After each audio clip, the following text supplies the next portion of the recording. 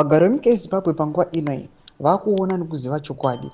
Noda kuti mashoko akatogwa naVP Constantino Chiwenga ayo sometime a week ago pakanga ari muguta reGweru ayo achiti independence and liberation struggle was never meant to benefit a corrupt few while it's sidelining the majority.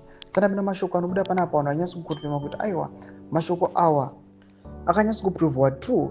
Aiwa last week on Friday go when you subscribe or like or on the bell icon. Tipita panapa mzimu ya vidonyera chichi speaking at Mutapa War in Gweru during lighting of Independence Torch as body gesture marking the countdown to Zimbabwe's 45th independence celebration.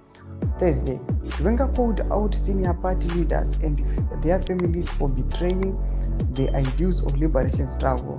In quotes, the sacrifices made by those who gathered here at Mutapa War in 1964 were not to liberate one's village, one's province, but the whole of Zimbabwe.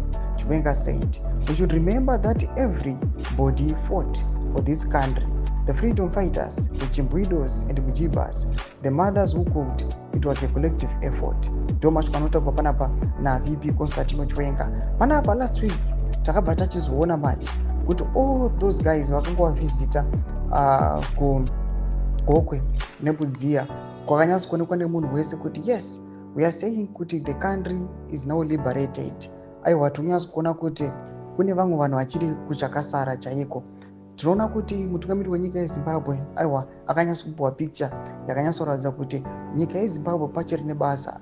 We see them, these guys vachiita mapropaganda avo vachiti we are doing road rehabilitations and the likes. Even the stadium which was the venue aiwa inga yakanzi aiwa tabuda mari yakawandisa to build a new stadium, but vachinosvikako akanga ari makunun'unu maudza moyo chaiko.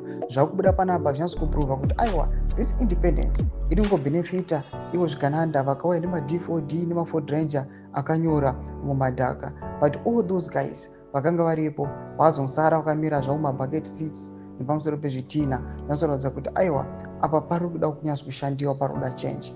Tudze mafunguro enyu muri kudii pamusoro pechiitiko ichi. Pinda mucomment section medu, subscribe or like,